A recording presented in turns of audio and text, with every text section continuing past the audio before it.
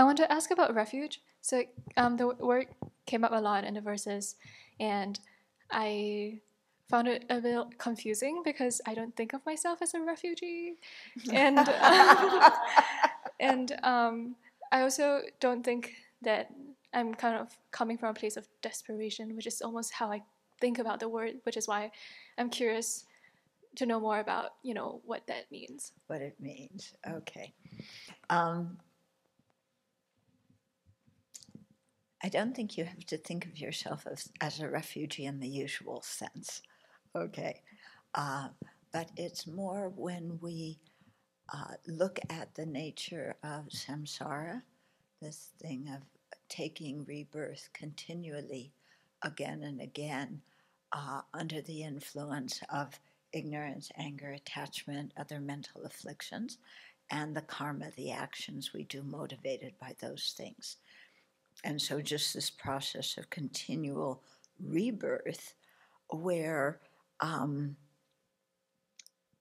we don't have a lot of control over our lives. We want to be happy.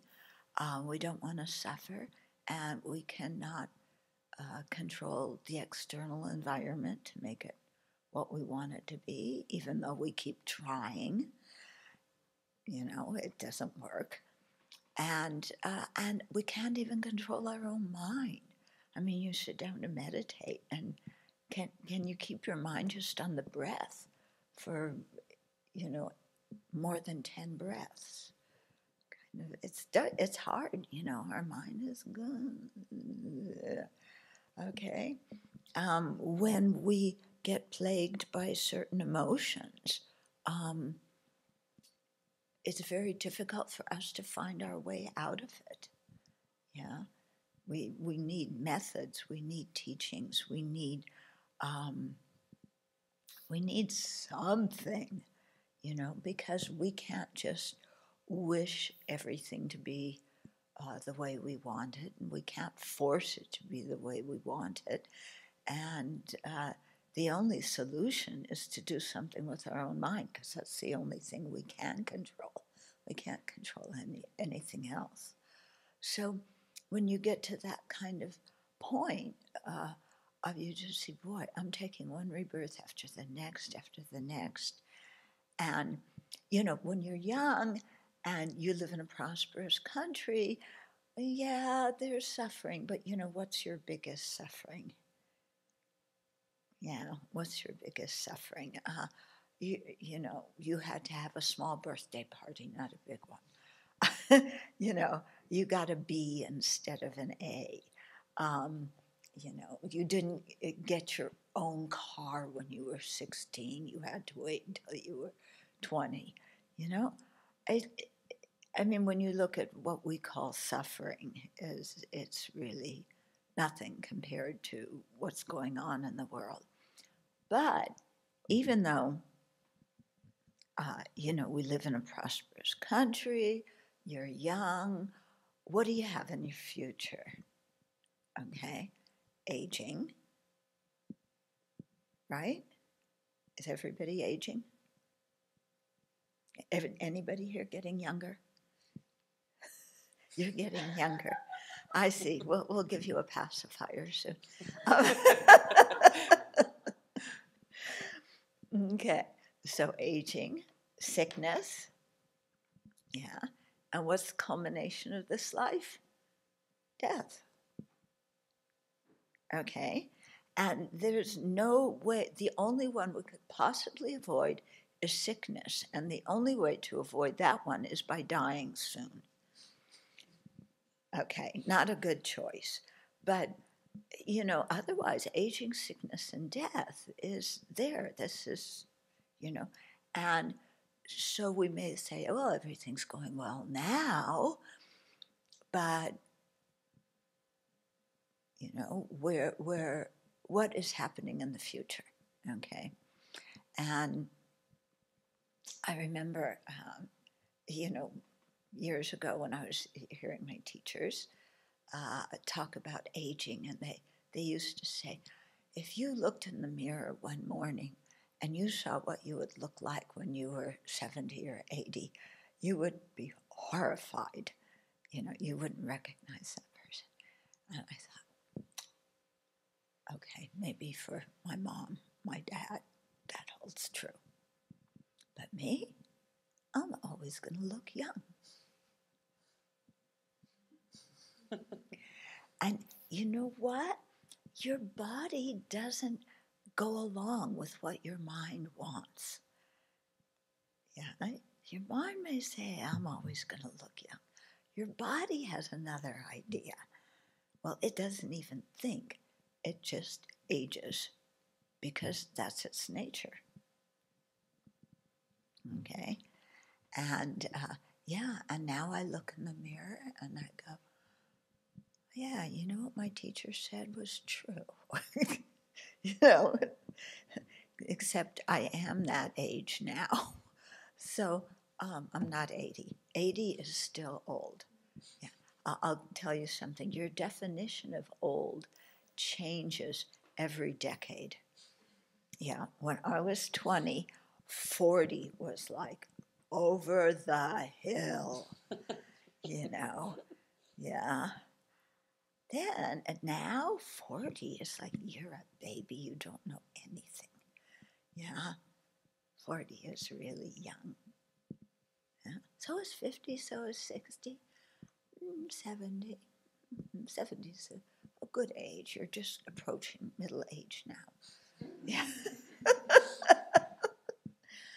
But my next one is 80. The next decade is 80. That's really old. But that's not going to happen for another 50 years.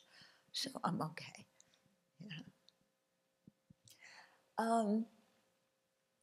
Yeah, but there it is, isn't it? And our society sets us up for a lot of misery because of aging. Yeah, because our society. I mean, who does everybody go? Wow, sports stars who are young, and they age out of it. Yeah, movie stars who are young and attractive, and they age out of it. Okay. So everybody in the magazines looks young and attractive, and we're all supposed to look like them, and nobody looks like them. In fact, they don't even look like themselves, all those attractive people in the magazines, because all the photos have been air-touched, air-painted, or whatever you do to it. Okay? So here you are. Society idolizes youth, and nobody's becoming younger. That's a setup for disappointment, isn't it? Youth. Everybody wants to be young. And nobody's getting younger. Nobody's getting more attractive. We're all getting older. We're getting, you're in the process of getting wrinkles now, even though you can't see them so well. Yeah? But, the body's aging and it's all happening. So I think, in traditional societies, older people were respected because they have some kind of knowledge and life experience. Now, it's what is it? Move over, boomer. Huh? Okay, boomer. Okay, I thought we weren't okay. Oh, yes. Okay, Junior.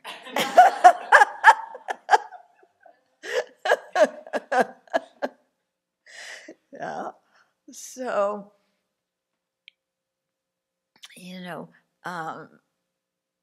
when we see that my point is, when we see in our life that there's no way to get out of some kind of physical, mental suffering, yeah, except by training our mind. Yeah. Do we know how to train our own mind?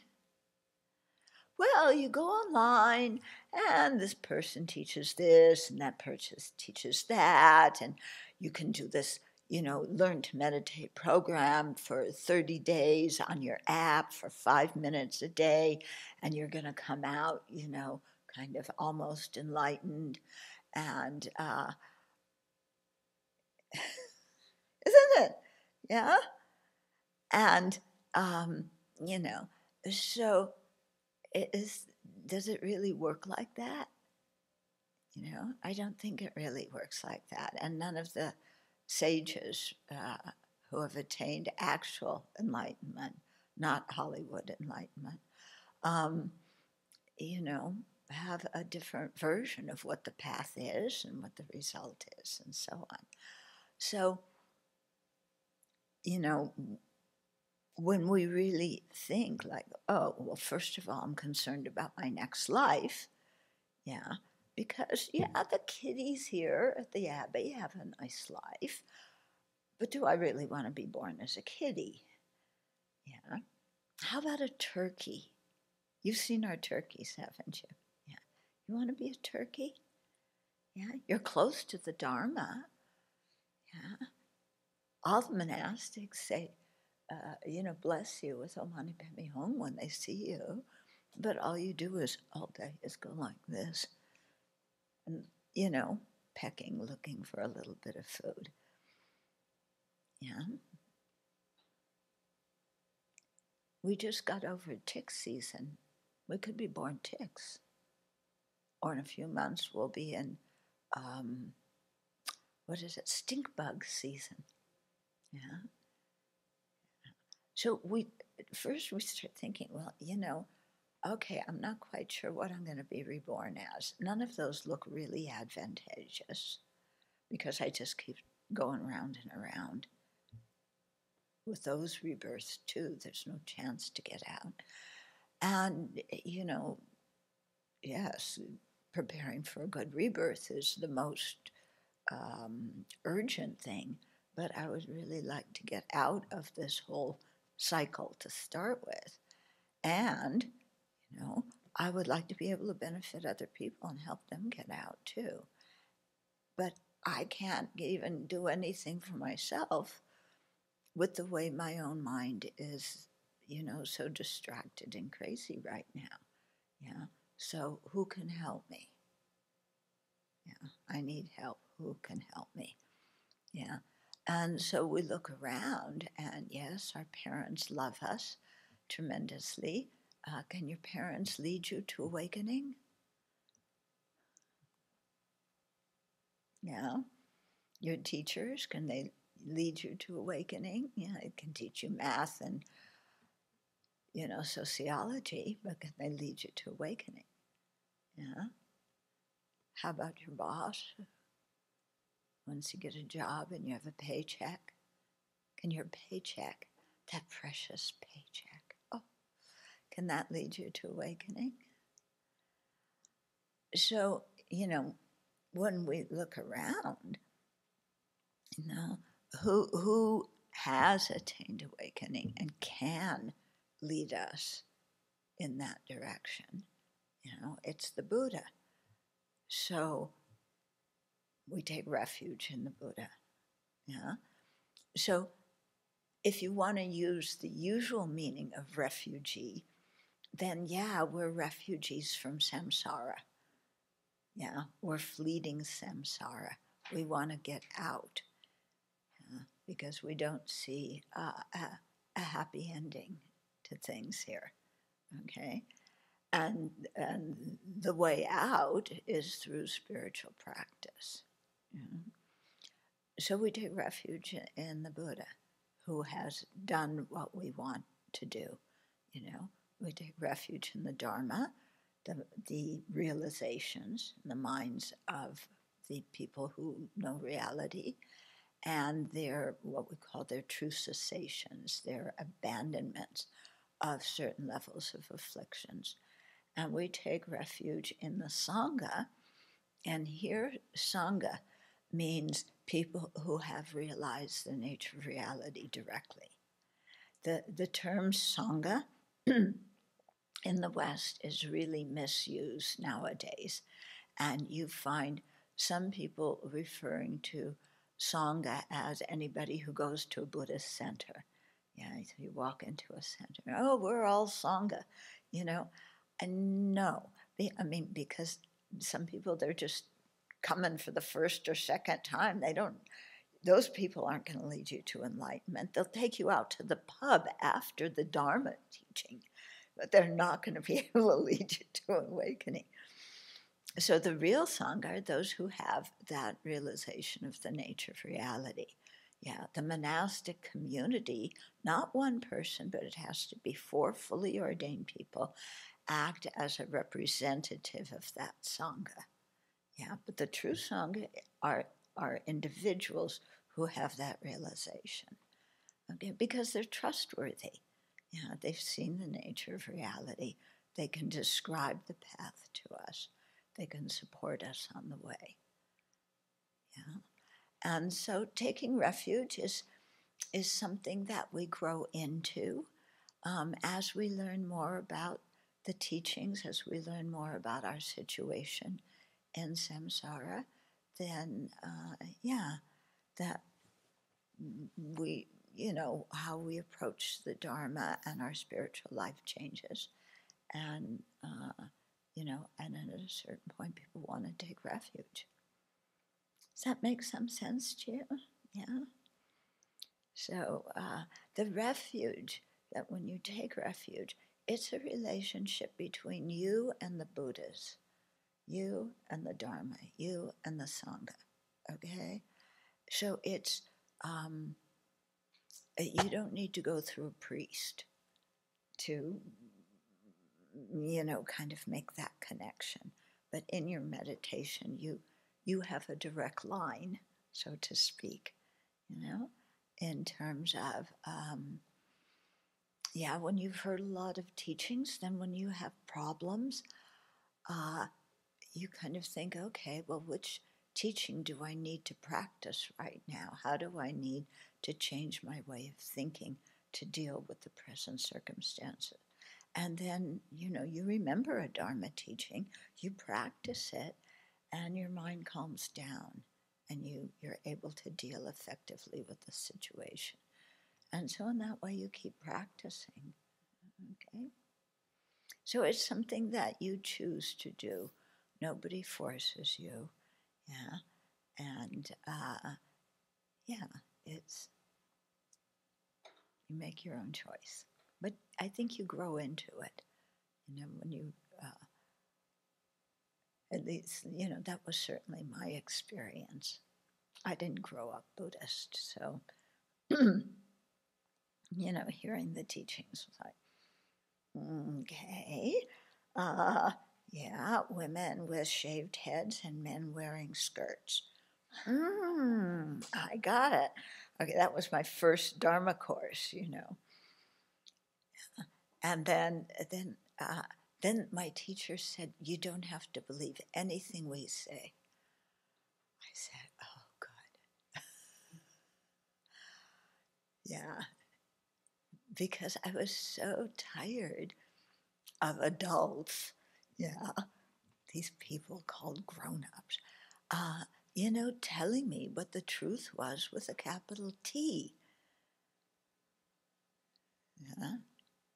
I mean, and at that point, I really didn't think adults had any wisdom, and I still have some doubts about that. Yeah. But, I grew up during the Vietnam War, and we were told, why are we fighting this war? So that we can live in peace.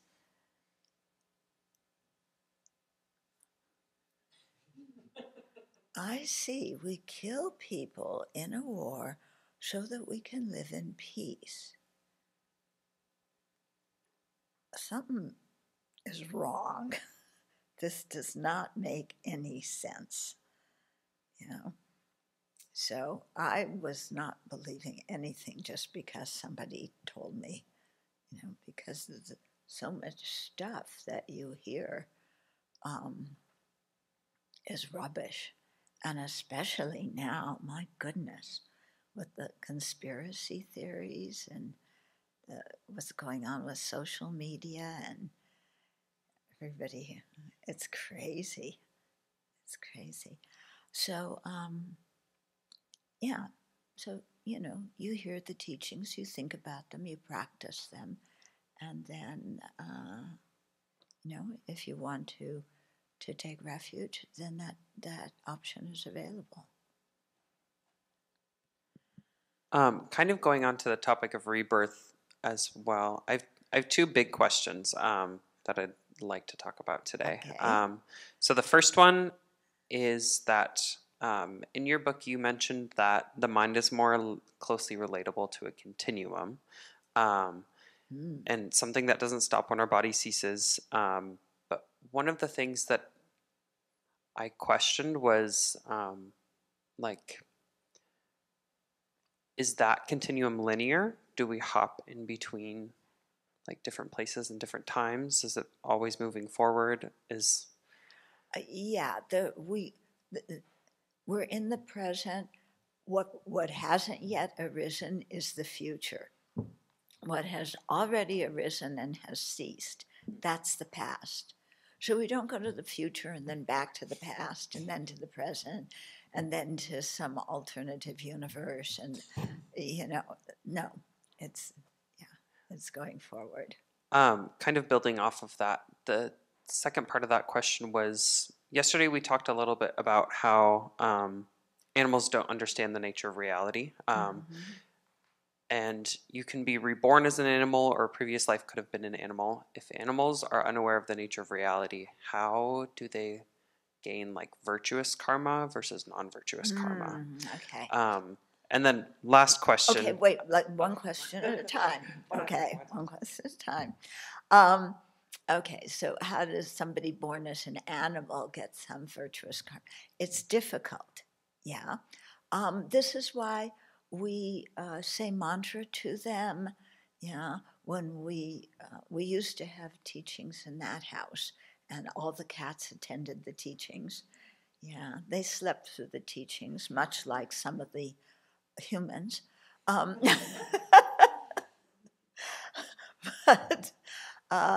yeah, so they heard some teachings.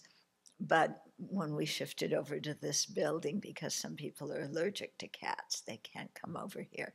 So then they did a protest and said, we're being discriminated against. It's not fair. They put out placards and said, you people are animalist, racist, animal. Yeah, you have animal phobia. Yeah, and your prejudice against animals. You won't let us come. We can't help it. We were born that way. We were born that way because when we lick our fur, the saliva makes some human beings allergic. That's not our fault. We were born that way. Why are you prejudiced and ostracizing ourselves? And this is traumatic, and I want a safe place.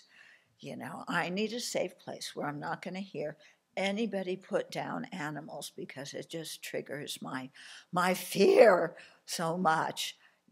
So yeah, where's the safe place? And don't tell me it's my litter box. That is not. I don't accept that. Okay. So let's take a situation of an adult or a human being who creates some virtuous karma, but at the time of death, they are angry. They're angry that they're dying. That mental state of an anger acts as like the fertilizer for some kind of non-virtuous karmic seed to ripen. And that non-virtuous karmic seed was planted in a previous life, maybe when they were a human, maybe, in a lifetime before that. But because they're angry when they're dying, that seed starts to ripen, and that throws them into an animal body. They're attracted to an animal body. Now, our cats have very fortunate animal bodies. Okay, they're not a dog in an impoverished country or a cat in an impoverished country. I mean, our cats live better than some humans. They have food every day. They have love. They are loved to death. Well, not to death, but we love them very much. Okay, they don't want for anything except more food. Yeah. Um, but that, so the cause of an animal rebirth, a lower rebirth, is not keeping ethical conduct. So having, getting engaged in negative actions. But they have a lot of material wealth. Okay, and they live very well and they're quite comfortable. That is a result of previous life's generosity, because by giving and sharing resources, then they have resources. Yeah. So we look at the cat life because, or at least our kitties, it's not just one karma that ripens.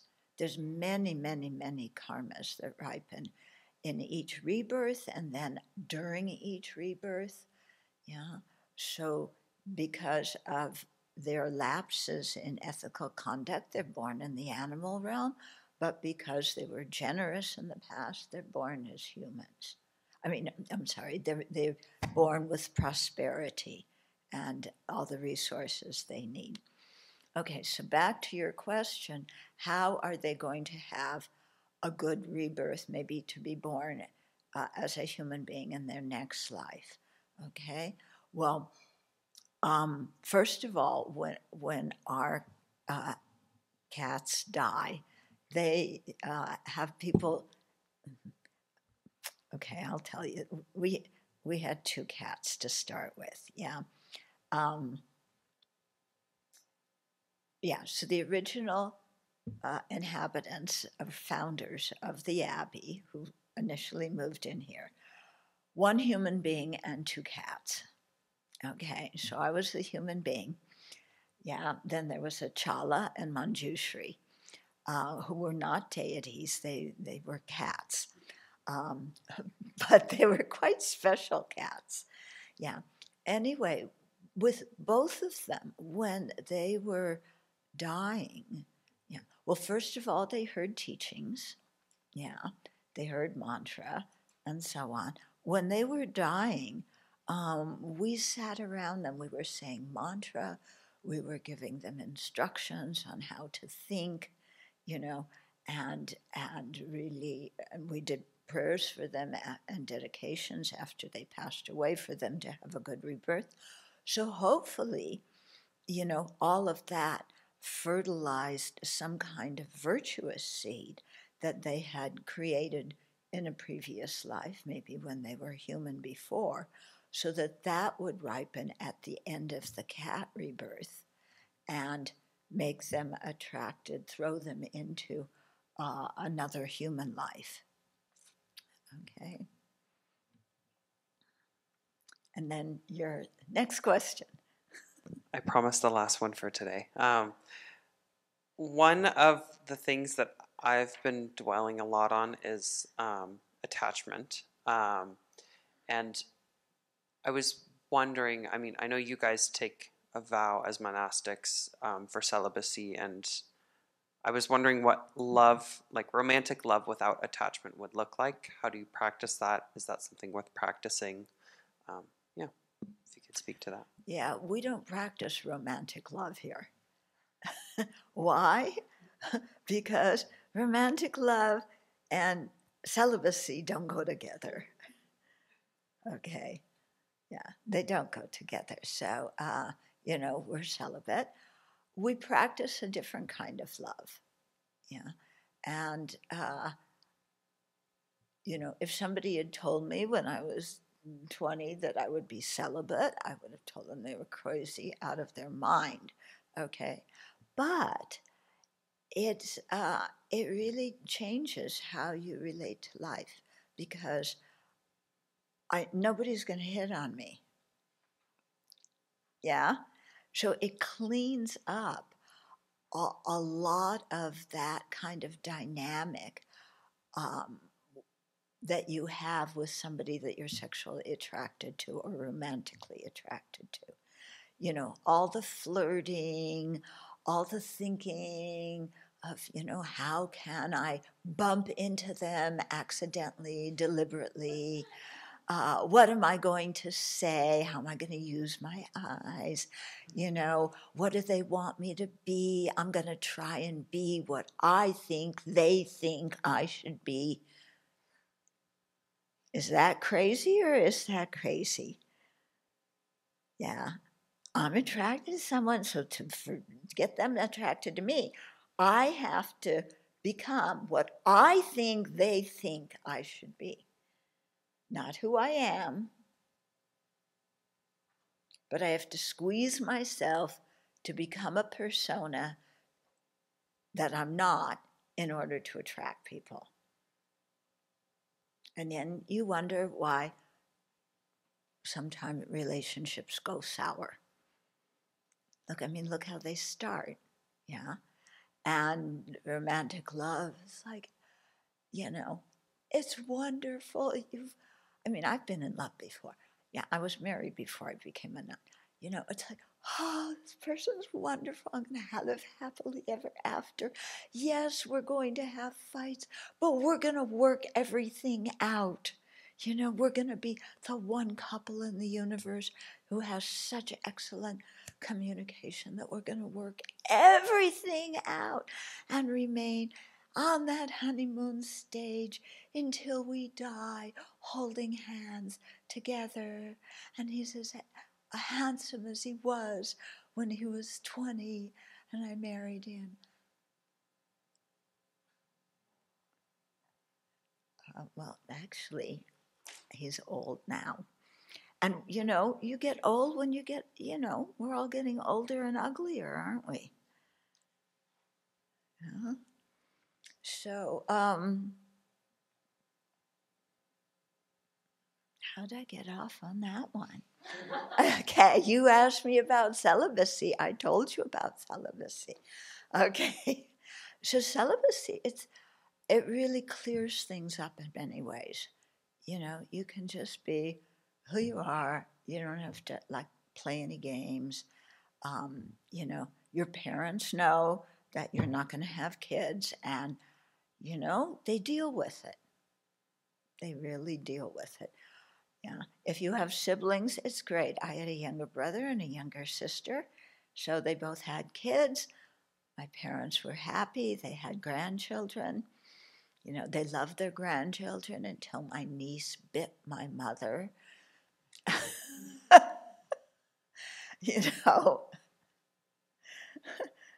So, yeah. So people choose different lifestyles, and celibacy isn't for everybody, but for the people it's nice. Although I'm sure you think I'm crazy. Yeah. So Kai asked a question about how everything is linear. You answered things are linear. There's a past, there's a future, there's a present. So you don't move to other universes or skip around in time. Is that correct? The way, if you want to go to other universes, you die and then you get reborn in that universe. Okay. Sure. But not, it's not Star Trek where you zap into some other planet. Yeah. And time goes forward. Yeah. Unless maybe you're getting younger and in a few years you're going to be sucking your thumb and wetting your pants. No, that happens when you get old too. Sure. I'm also wondering, according to, I guess, our world's timeline as we know it, there's been mass extinction events of human beings throughout time, and during the Black Death plague in Europe, half of Europe's population disappeared. and then that population didn't increase for many, many years. Mm-hmm. So I'm wondering, did all of those people just go to a different universe or be reborn as animals, or get reborn not as human beings? Yeah, they could have been reborn as animals, or other life forms. And there's many different kinds of humans throughout the universe. I mean, Earth is, the scientists tell us, we're some little tiny speck of dust.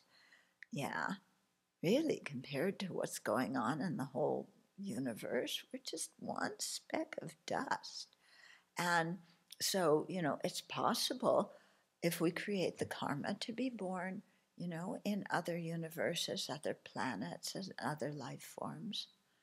Yeah, this earth isn't the only thing that has life in the universe. Okay? We can't necessarily see other life forms with our eyes, but our senses are limited, aren't they? Dogs see things or hear things we don't. The cats see things we don't. And if you watch the cat, suddenly they'll start looking at something, and you're wondering, what in the world are they seeing? Because they're very intent on it.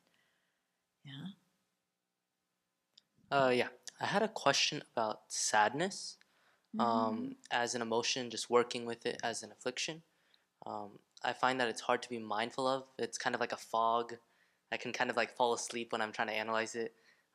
Whereas for like something like fear and anger, I'm really alert and have tons of energy coursing through my head. And sometimes it's hard to see like the source because the feeling is there, but the thoughts aren't really coming up. Like they're not leading back to the source of the affliction. And so I was kind of wondering, like, what is sadness? Is it also like an exaggeration or like a self-centered thought?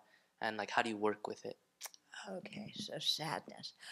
I would say sadness itself is not an affliction. It's a feeling. It's an unhappy feeling.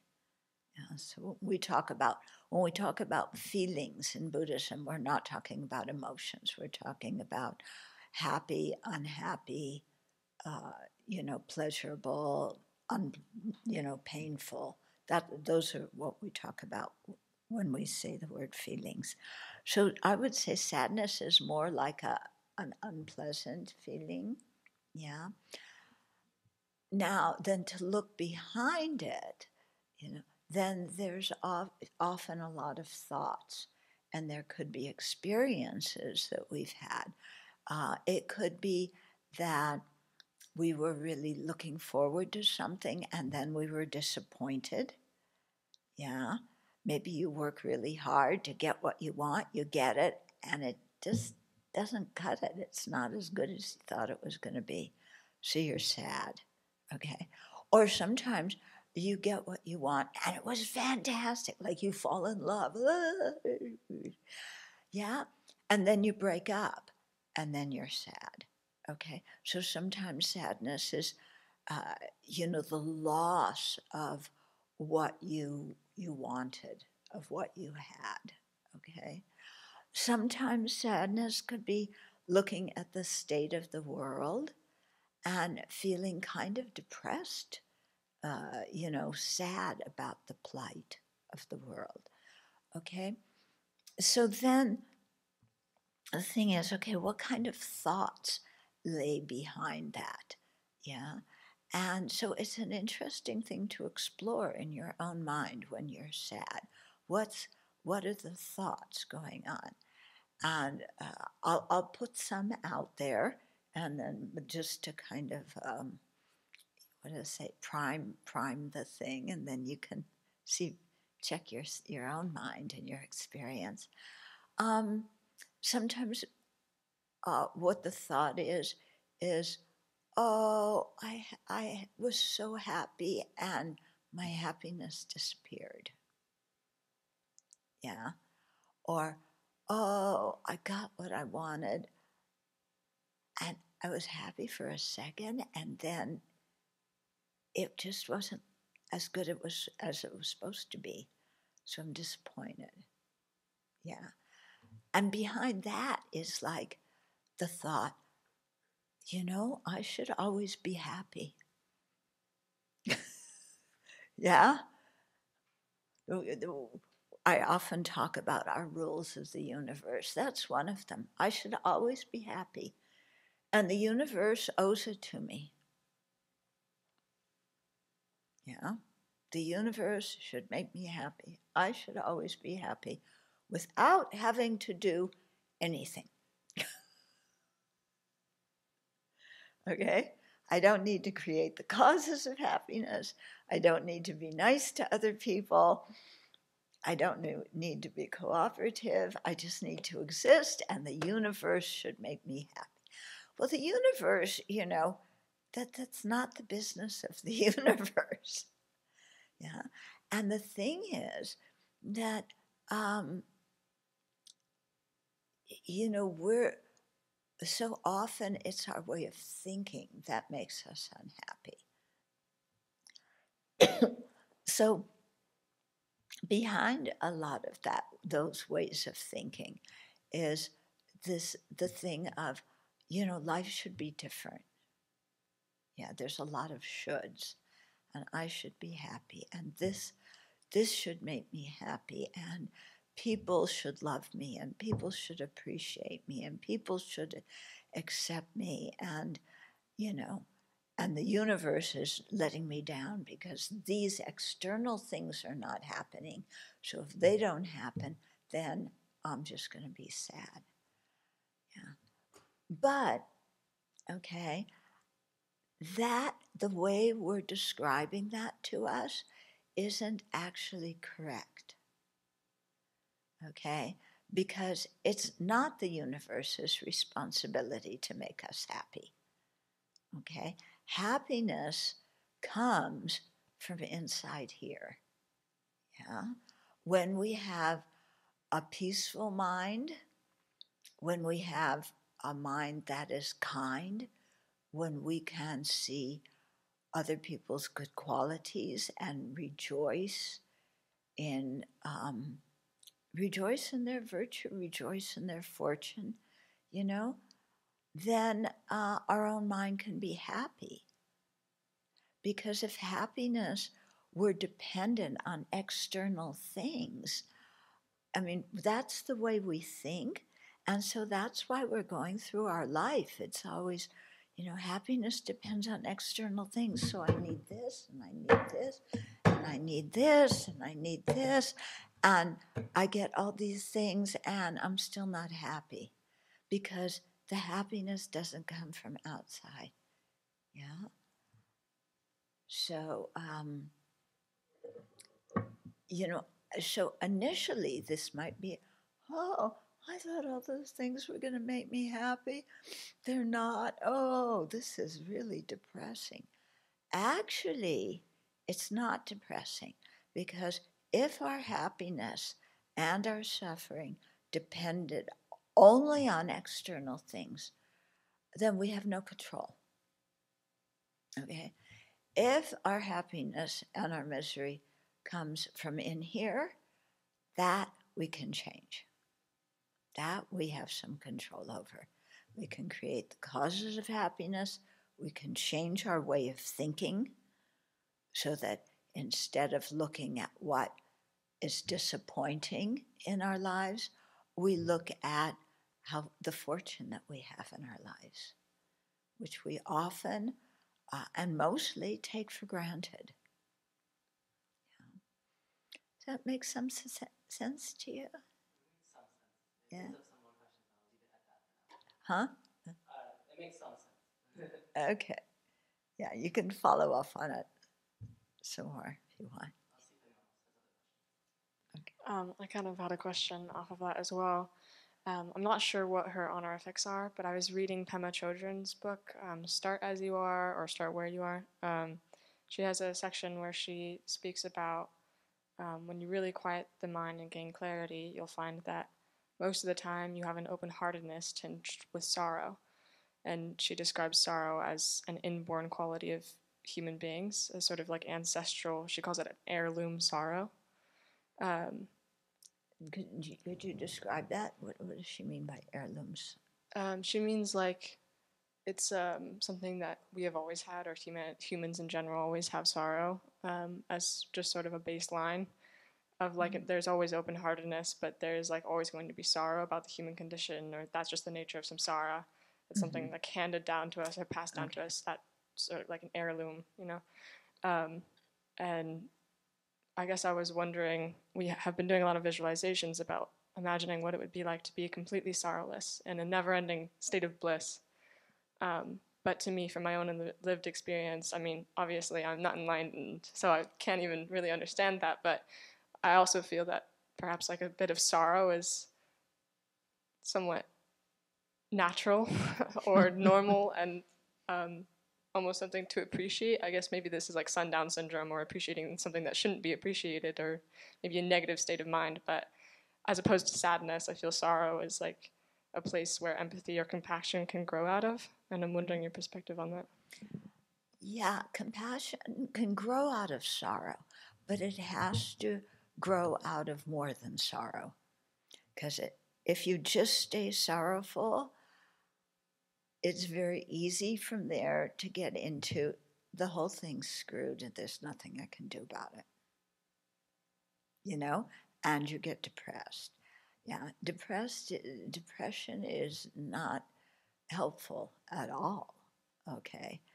So you can recognize the situation in samsara, and see that it's not advantageous and it is full of sorrow, and then have that generate compassion.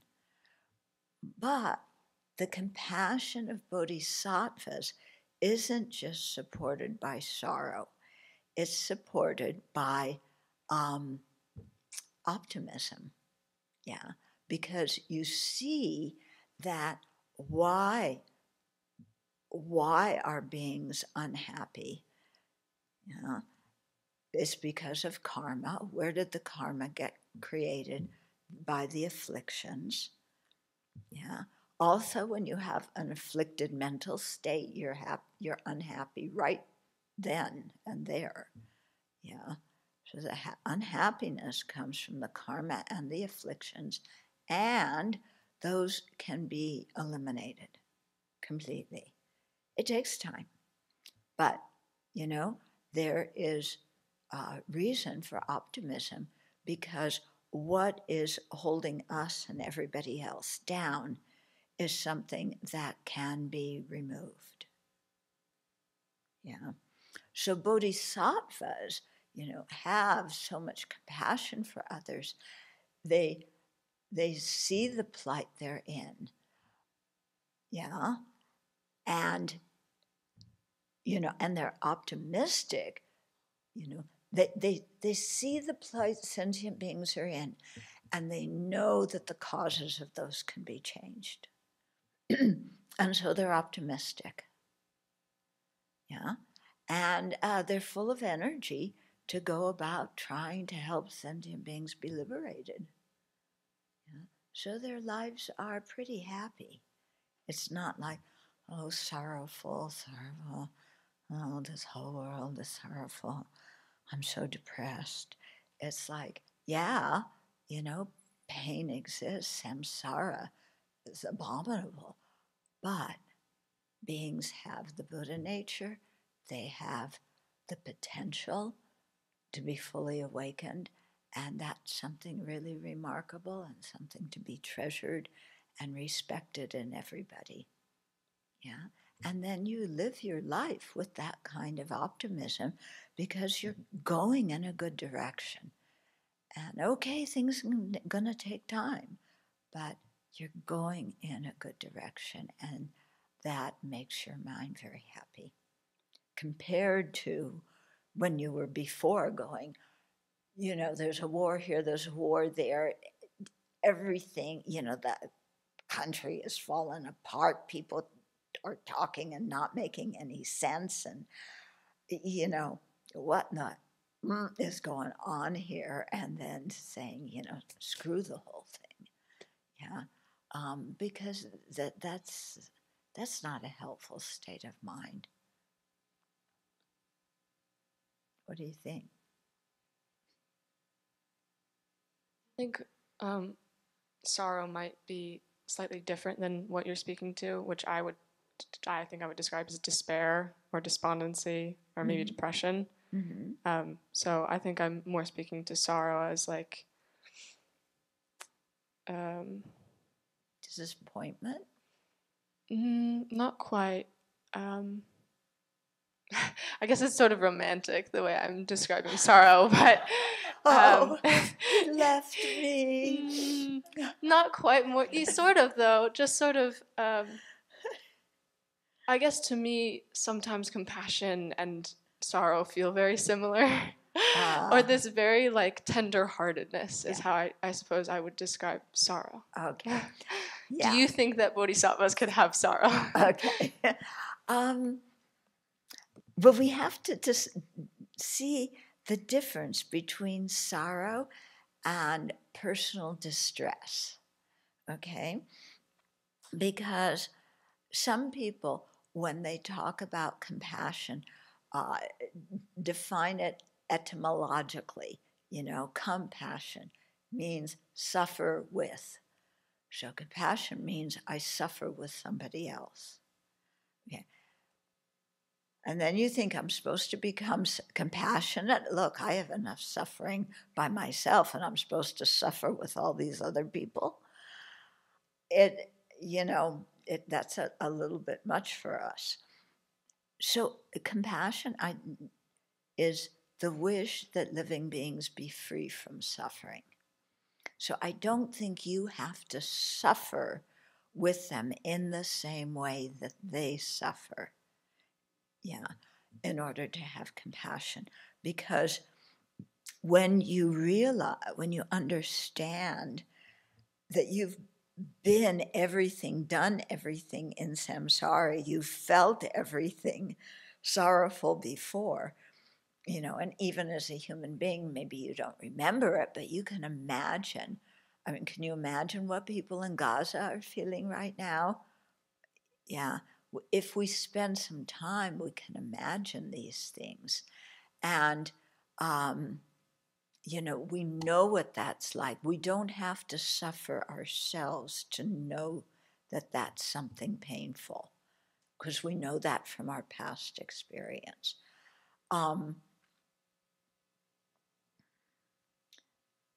So you know that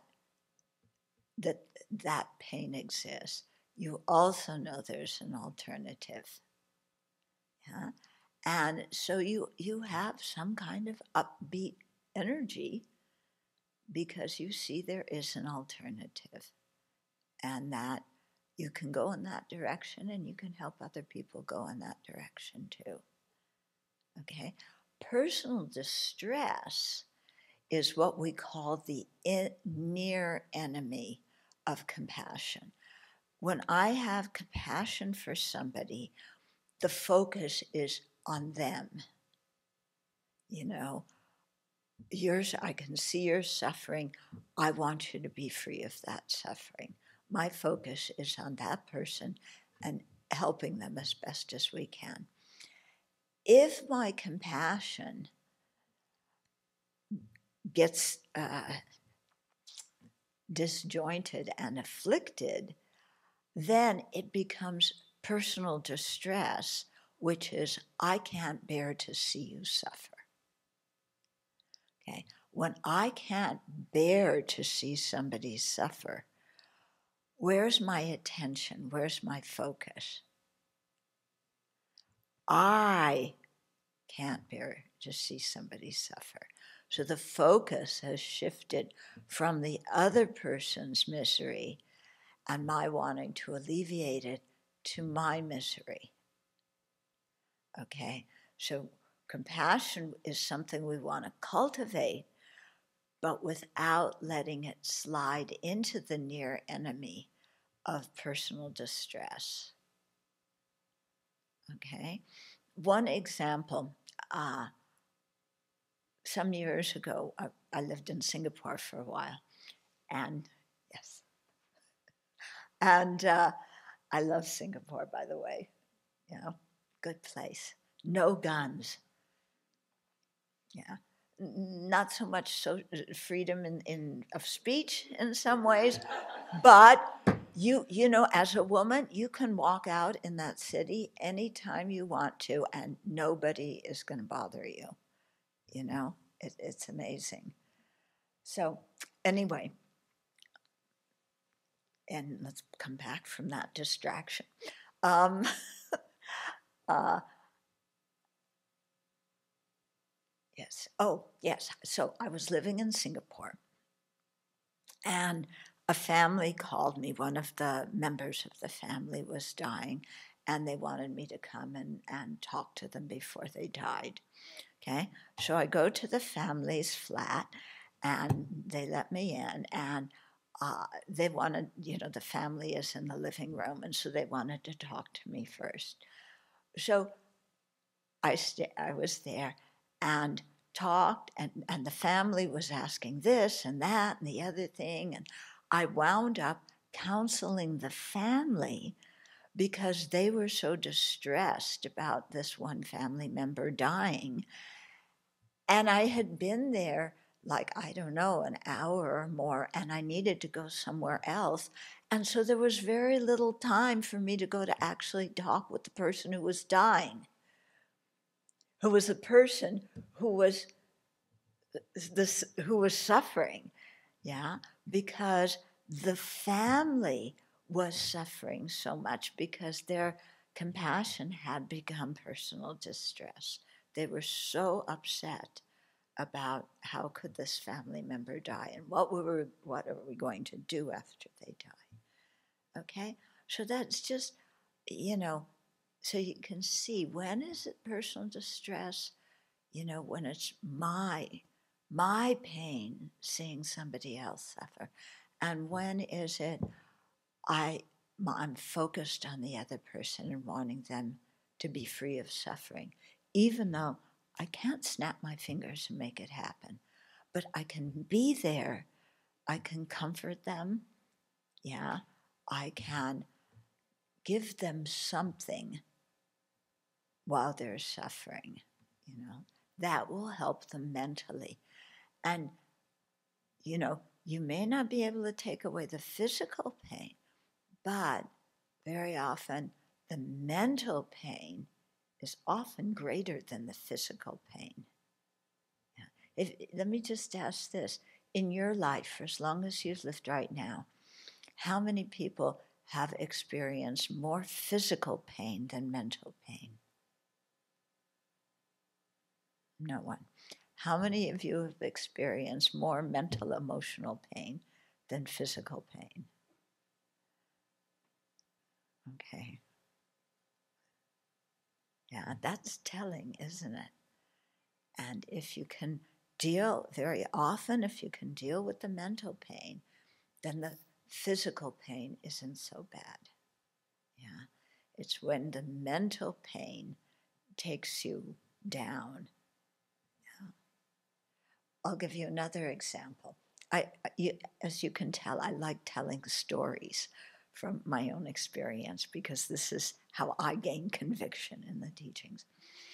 Okay, so there's one man, Peldon, I forget his last name. Okay.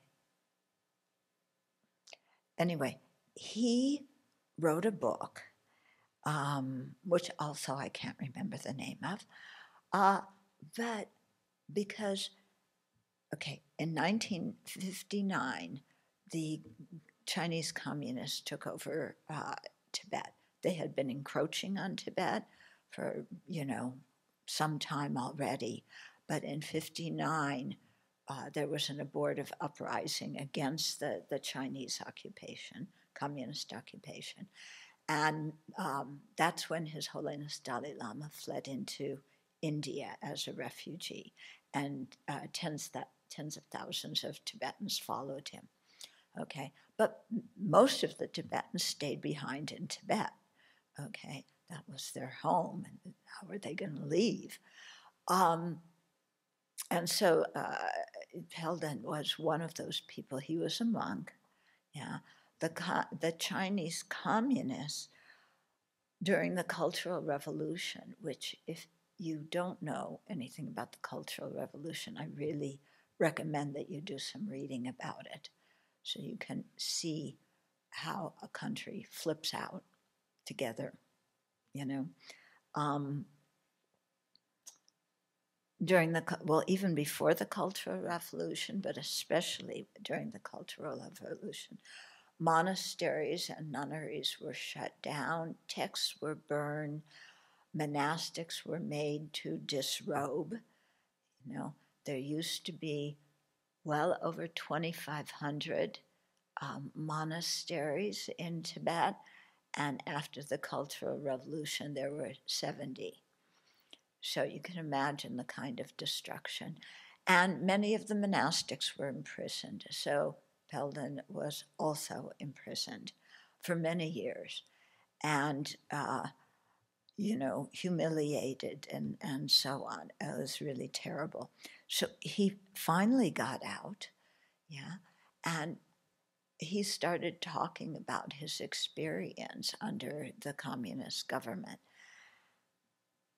And it happened that he was in the U.S. Some people had brought him to the U.S., to kind of talk and educate people about the Tibetan situation. And so it happened.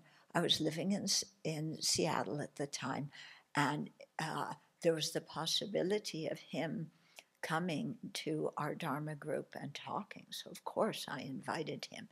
And the only time he could come was 6 o'clock in the morning.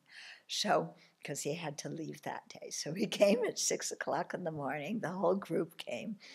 He started talking about his experience of being imprisoned and being tortured and so on under the communist government during the Cultural Revolution. And after that, we were offering him breakfast. So I went in the kitchen to make breakfast. Right outside the kitchen was the little area where we ate. And there was a picture of His Holiness Dalai Lama on the wall in that, there. So I was fixing breakfast, and he was just in that room waiting. And I peeked out a few times, and every time I peeked out, he was staring at that picture of the Dalai Lama. Yeah. And I realized that this was why he was able to come out of prison and torture, as a whole person with purpose and meaning in his life. Yeah, because of his faith. He was just, in the Tibetan community, the focus on the Dalai Lama is quite intense, and they see him as the emanation of Avalokiteshvara, Kuan Yin, the Buddha of compassion. Yeah. And they have tremendous faith. And this is what I could see, this is what held Peldon through all those years of imprisonment and torture. So my point here is his mind was transformed by his spiritual practice. So the physical pain of living in prison was there. That was not altered, but he was able to deal with it and come out as a whole person, without, massive PTSD, because of his faith, because of his refuge, because our mind is very strong, when you have very deep anger, you can do things that you never thought you could do. When you have deep compassion, you can also do things that you never thought you could do. Yeah. So it's, how do we train our mind? Yeah. We can just let the mind be any way it wants, and let our emotions, good ones and bad ones, rule our lives. Or we can start thinking and, what kind of person do I want to be? What kind of qualities do I want to have? And how do I cultivate those qualities? Yeah. And this is one of the things for myself that really attracted me to the Buddha Dharma, is that the Buddha doesn't just say, oh, love everybody as yourself. Yeah, that's very nice. I was told that as a kid too. I imagine everybody, treat your neighbor as yourself. Love everybody the way you see, the way you love yourself. How many adults do you see doing that? Treating their neighbor as they would like to be treated. Yeah? No, we don't see that very often, do we? Yeah. What we see is people looking out for their own welfare, number one. Yeah. And, that mind that is so stuck on me, I, my, mine, yeah, that mind is a source of misery for us. We think our self-centeredness is the source of our protection, because we're also told, if I don't look out for myself, who's going to look out for me? So we take that to mean I should be as self-centered as I want to be and look out for only myself. Okay. No, yes, we have to take care of ourselves. Come on, it's not like you just fall apart and say, I have so much compassion, I'm not going to sleep or brush my teeth or, No, you have to take care of your body. But,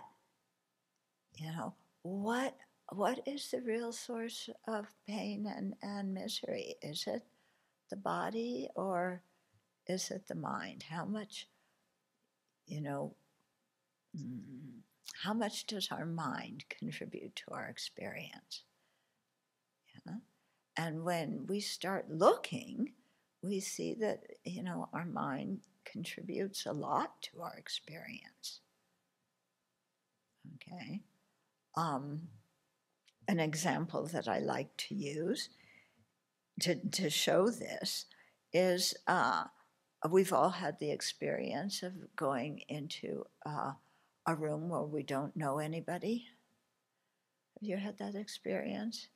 Either in school or in work or even coming here. Maybe you came here, you didn't know anybody. Okay? So you're going into a room where you don't know anybody. You could be thinking, I don't know anybody. All these other people, they know each other. They're friends. I don't know anybody. Who am I going to talk to? Who's going to be my friend? Anyway, even if I talk to somebody, they may not like me, but I may not like them either. So I don't feel so comfortable going into this room where I don't know anybody. I feel really kind of insecure.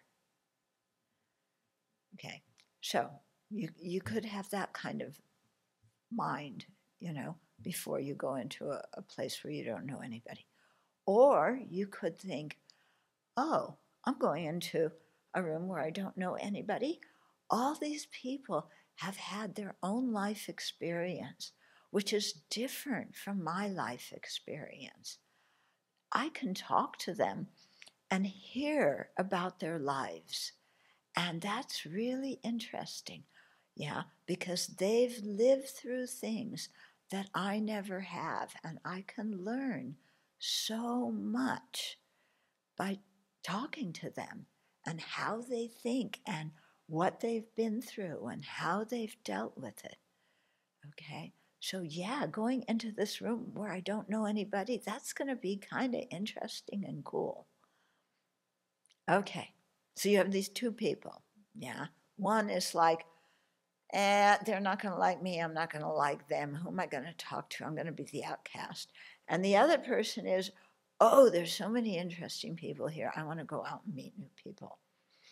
Okay? The person who is feeling really down and unsure about the whole thing, what happens when they go in the room?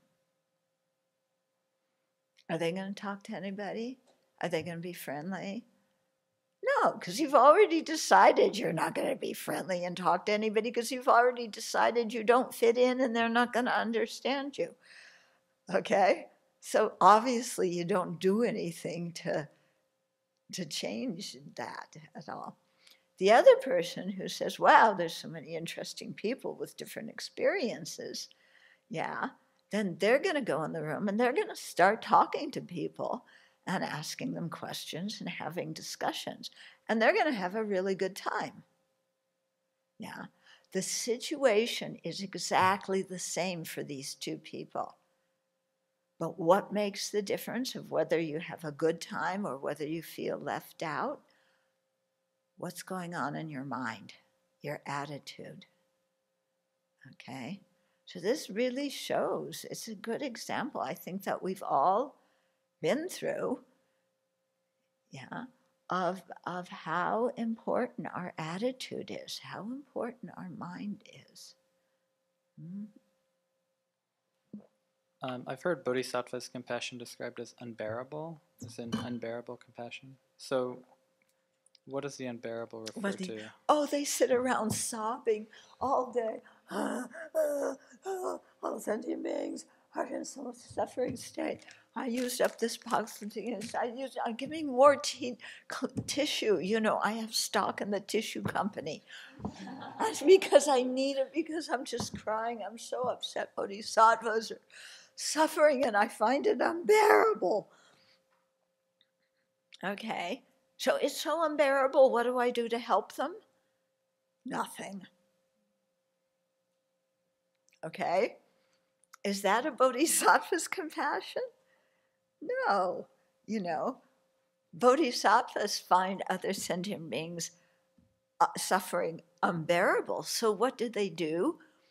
Yeah, they practice the Dharma well to develop their good qualities, to realize reality, so that they have all kinds of qualities and abilities they didn't have before, and then they could use them to benefit those sentient beings and lead them out of samsara.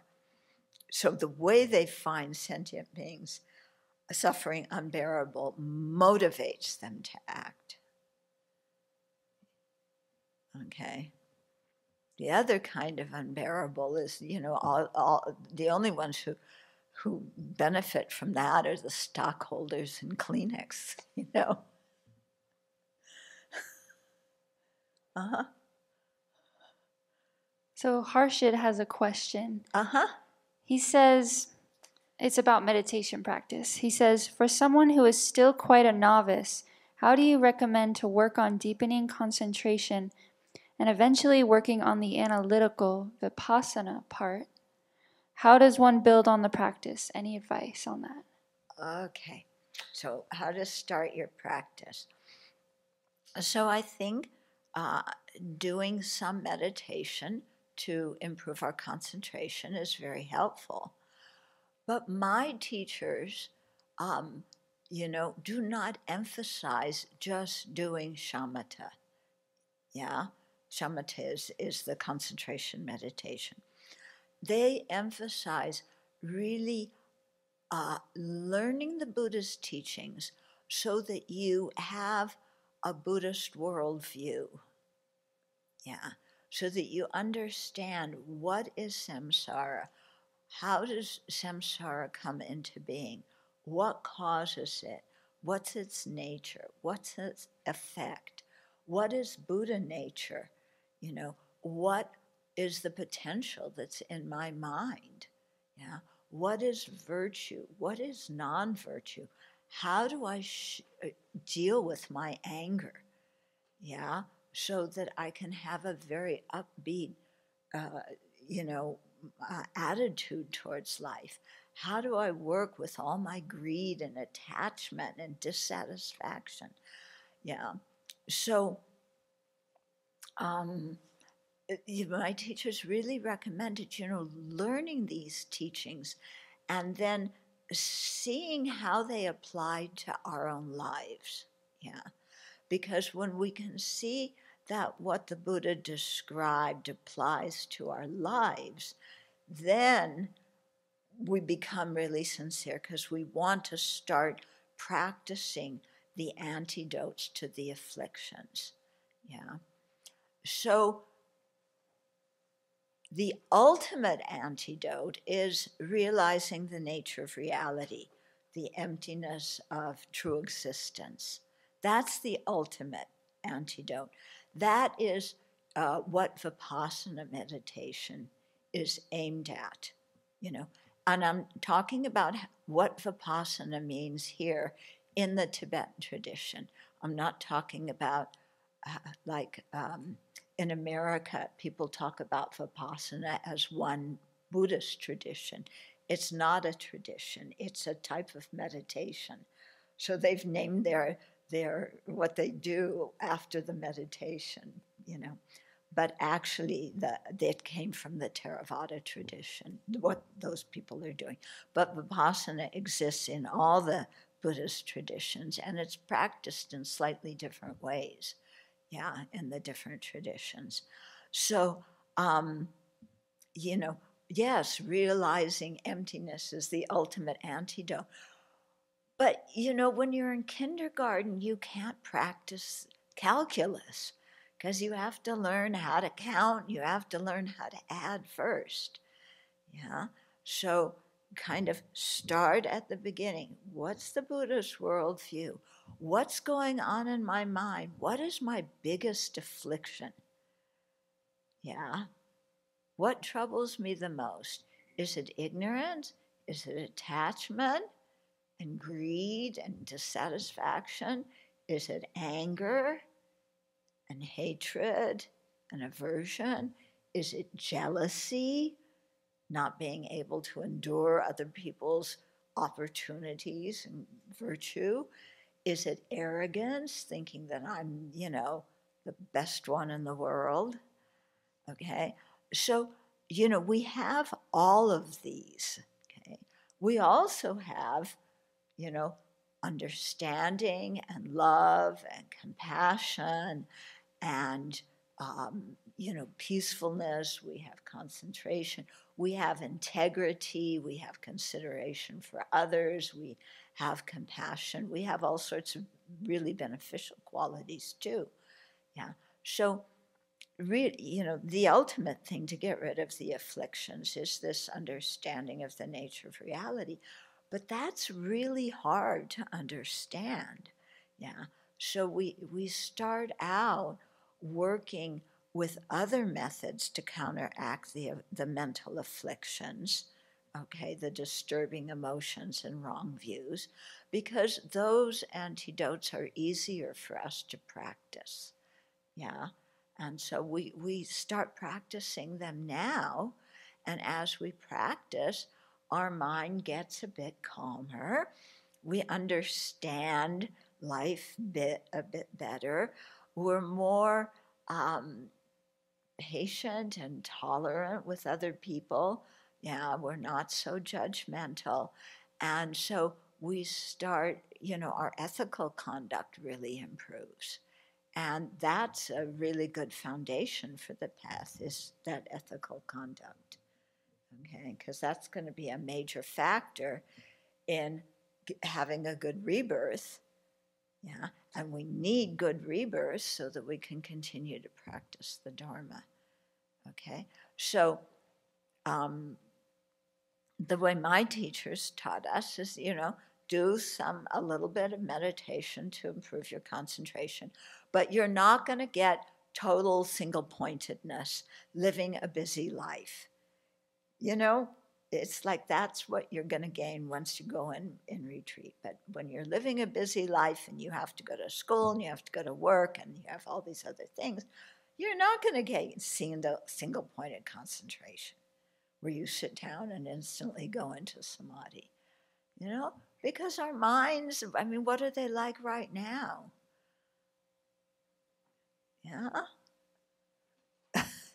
Yeah, our minds, one of my teachers said, we have yo-yo minds, we're down and then we're up and we're down and we're up, like, oh, I have to see that person I don't like. Oh, I get to see the person I do like.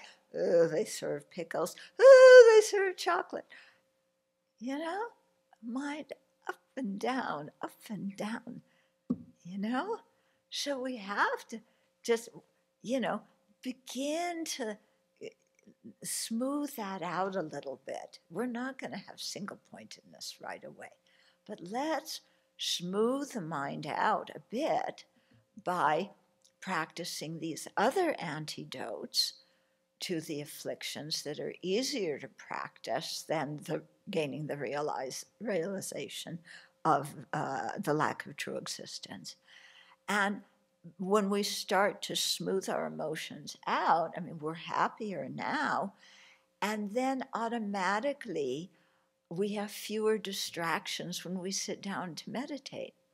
Because what distracts you when you sit down to meditate? Yeah. So there's few major distractions when we sit down to meditate. One is you fall asleep, okay, so that's one. Not much to say about that because you're, yeah. Another distraction is daydreaming, okay? And it's like, oh, I'm going to be with this wonderful person. We're going to have, we're going to the Olympics in Paris and go to the top of the Eiffel Tower. It's so romantic. And I'm going to eat fresh croissant, not the kind they make in American Safeways. I'm going to have really fresh croissant and then stroll by the Seine River. And, the weather's going to be perfect. And then we're going to watch the Olympics, and whoever I'm rooting for is going to win. Okay, so, maybe that's a distraction, You're daydreaming about everything you want and the way you wish things could be. Okay? Then the other distraction is my brother. 15 years ago, he made fun of me. I've never recovered from that. Yeah. And then, I wanted to do this, and my parents wouldn't let me, and I didn't want to do that, and they made me do that. And then my first grade teacher, said that I was dyslexic, because I confuse B's and D's, and I thought, oh, they put me down so much. I was in remedial reading in first grade. I'm not going to amount to anything. My whole life's a failure. Yeah, and I'm angry, because it's my first grade teacher, and it's my brother, and it's my parents, and it's the whole world, Okay. So anger. So, the three main distractions. You fall asleep, ignorance. You daydream about something that's better than what you have or what you want. Yeah, that's attachment, craving. Yeah. Or then you get distracted because you're ticked off at people, at yourself, at the world. Anger. So we call those three, ignorance, attachment, and anger, the three poisonous minds. So those are the main afflictions, yeah. Then there's 83,997 more. They say we all have 84,000 afflictions, yeah. I can't count them all for you, but they say I have them, so. But so you just start working and, applying the techniques. So what are the techniques? Yeah. I'll just talk mention them briefly because we're almost out of time for this session. So with attachment, how do you, overcome that mind that's daydreaming? Well, ask yourself if it's going to make you really everlastingly happy, whatever you're daydreaming about. Yeah. You're lying on the beach with Prince Charming, and you get sunburned. And Prince Charming's looking at other people. Yeah. And maybe he rode in on his white horse, but then the horse pooped all over you.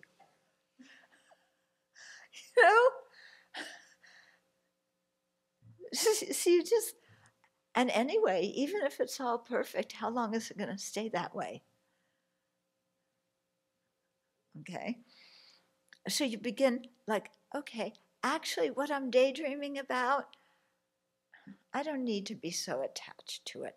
Yeah, it's in the past, it's in the future. How about if I develop a kind heart towards other people right now, instead of wanting things, wanting other people to make me happy, or wanting them to get out of the way and stop making me unhappy? What about if I develop some equanimity and some genuine affection towards others? So that's an antidote to clinging attachment. Anger, antidote. Yeah, there's so many. I read a whole book about it. Yeah, you can read the book. It's my book. Okay. But I'm going to tell you something about my book. The whole thing is plagiarized. I will admit it. Nothing unique from my side. It was all taken from Shantideva's book, Guide to Bodhisattva's Way of Life, or Bodhisattvas Engaging in the Bodhisattva Deeds, different titles. Chapter 6, my book totally plagiarized. But Shantideva was very kind. He didn't sue me because he's not around in a physical form. I wish he were. Wow, to get sued by Shantideva, then I could sit and talk to him all day and ask him questions. That would be good. Yeah. But, you learn some ways to deal with your anger. Yeah. And yeah. Okay. So this is, I think, a really good way to start our practice. And the analytic meditation that we do in the Tibetan tradition it's helping us learn to think clearly about the Buddha's teachings and then to apply them to our lives and to really use them to change our minds and how we live, And then as we do that, we slowly progress. And then later, we can develop single-pointedness, we can, do the Vipassana meditation and recognize and realize emptiness. But right now we're focusing first, realizing impermanence. So, the suffering is impermanent, my happiness is impermanent. When we're talking about suffering and happiness in samsara, okay? So you practice in stages. Okay, so we're going to have to close now. And in the future sessions, I'll talk about these antidotes more, how you meditate on them, how you practice them. Okay, so we'll dedicate. Page 30, okay. Yeah, we never started. I wanted to start with some meditation and generating the motivation. We didn't get that far. Yeah, but this is how things go. This is very much how I do things, how my teacher did things too. Anyway, okay. Due to this merit, may we soon attain the awakened state of Guru Buddha, that we may be able to liberate all sentient beings from their suffering. May the precious Bodhi-ma, not yet born, arise and grow. May that born have no decline, but increase forevermore.